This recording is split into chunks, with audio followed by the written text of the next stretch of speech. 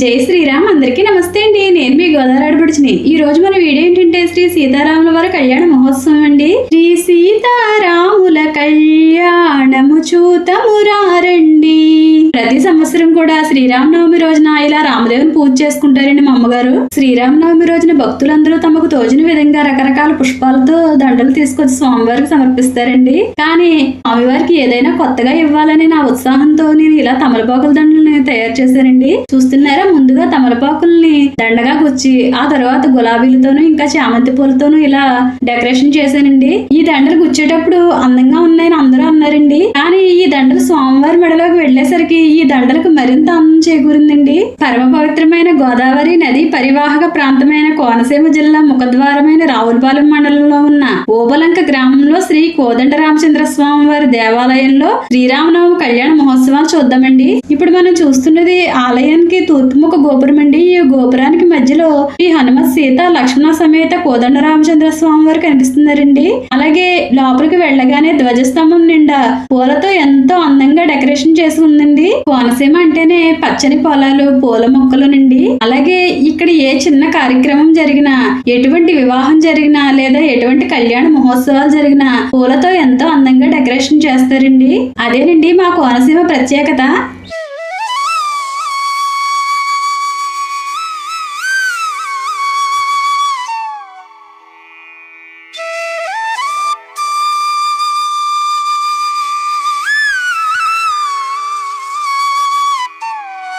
ఇప్పుడు మనం గుడి లోపలికి వెళ్ళామండి. శ్రీ హనుమత్ సీత లక్ష్మణ సమేత శ్రీ కోదండ రామచంద్ర స్వామి వారి దర్శనం చేసుకుందామండి. చూస్తున్నారా, ఈ తమలపాకుల దండలకి ఎంత అందం వచ్చిందో రాముల వారికి వెయ్యగానే.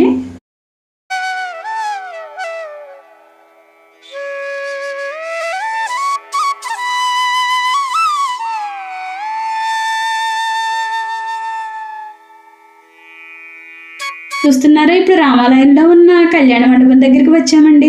ఈ కళ్యాణ మండపాన్ని కూడా పూలతో ఎంతో అందంగా డెకరేషన్ చేశారండి. చూస్తున్నారా, ఆలయం అంతా కూడా భక్తులతో నిండిపోయి ఉందండి. ఆలయం లోపలే కాదండి, ఆలయం చుట్టూ కూడా భక్తులతో నిండిపోయి ఉందండి. శ్రీ సీతారాముల వారి కళ్యాణానికి అందరూ కూడా పెళ్లి పెద్దలేనండి. చిన్నపిల్లల దగ్గర నుంచి ముసలివారి వరకు కూడా అందరూ కూడా ఈ కళ్యాణాన్ని వీక్షించారండి.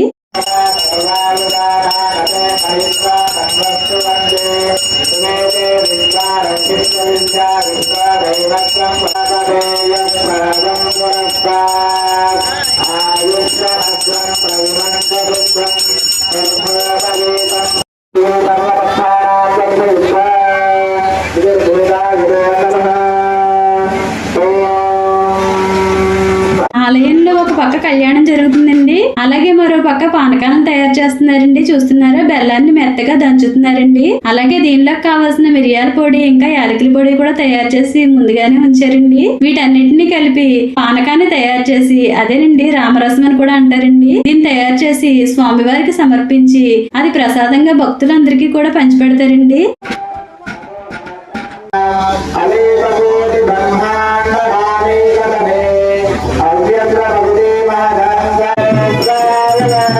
ఇప్పుడు సుముహూర్తం అండి. సుముహూర్తము అంటే జీలకర్ర బెల్లం పెట్టడం అండి. ఇక్కడ స్వామివారికి అమ్మవారికి జీలకర్ర బెల్లం సమర్పించిన తర్వాత కళ్యాణం పూర్తయ్యాక పెళ్లి గాని అమ్మాయి గాని అబ్బాయి గాని ఈ జీలకర్ర బెల్లాన్ని స్వీకరించడం వలన సంవత్సరం తిరిగేలోపు తప్పనిసరిగా వివాహమై తీరుతుందటండి.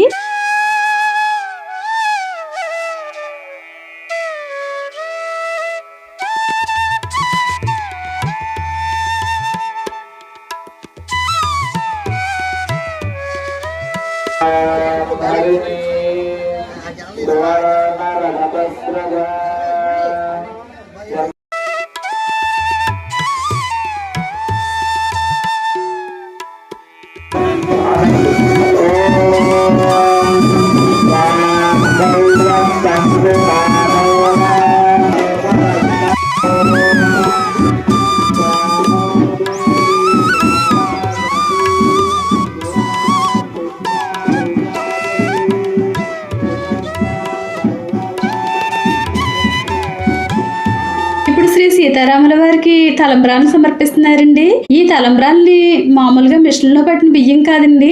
ఈ గ్రామంలో ఉన్న ప్రజలందరూ కూడా ఒడ్లను వలిసి బియ్యంగా తయారు చేశారండి. వాటినే ఇక్కడ ఈ స్వామి వారికి తలంబ్రాలుగా సమర్పిస్తున్నారండి. ఈ తలంబ్రాల కార్యక్రమం పూర్తయిన తర్వాత సంతానం లేని వారికి తలంబ్రాల బియ్యాన్ని ఇస్తారండి. ఆ బియ్యాన్ని ఇంటికి తీసుకువెళ్లి పరమాన్నంగా తయారు చేసుకుని భార్యాభర్తలు ఇద్దరు తింటే తప్పకుండా సంతానం కలుగుద్దని ఒక ప్రతీతి అండి.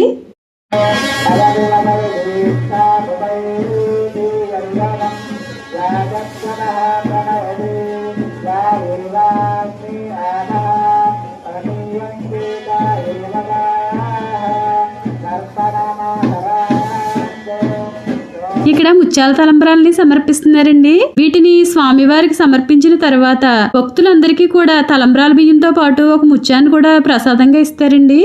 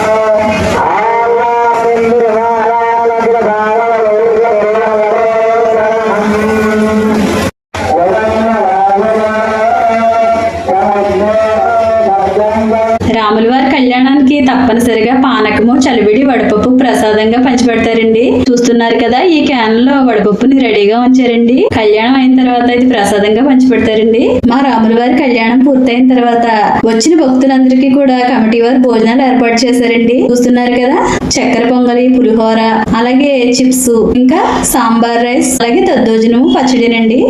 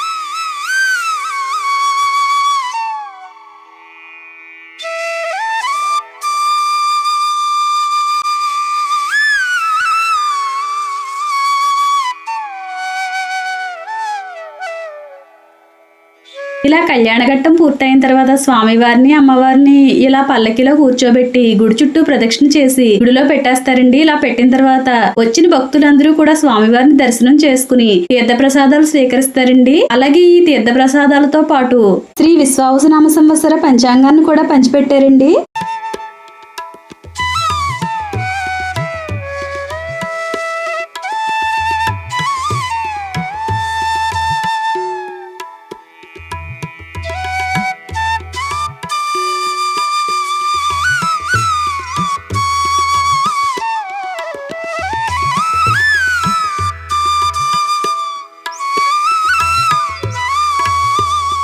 ఇలా భక్తులందరూ దర్శనం చేసుకున్న తర్వాత స్వామివారి రథోత్సవం జరుగుతుందండి. ఈ రథం మీద స్వామివారు గ్రామం అంతా ఊరేగుతారండి. రాముల వారి కళ్యాణానికి అందరూ రాలేరు కదండి, అందుకని చెప్పి కళ్యాణం పూర్తయిన తర్వాత రాముల వారే రథం మీద ఊరేగుతూ భక్తులందరికీ కూడా దర్శనాన్ని ఇస్తారండి. ఎంతో అంగరంగ వైభవంగా శ్రీ సీతారాముల వారి కళ్యాణం జరిగిందండి. ఈ వీడియో కనుక మీకు నచ్చినట్టయితే తప్పకుండా లైక్ చేయండి. అలాగే మీ బంధువులకి ఫ్రెండ్స్ కి కూడా షేర్ చేయండి. ఇంకా సబ్స్క్రైబ్ చేసుకోలేదండి, అయితే సబ్స్క్రైబ్ కూడా చేసుకోండి. కామెంట్ లో మాత్రం జై శ్రీరామ్ అని కామెంట్ చేయండి.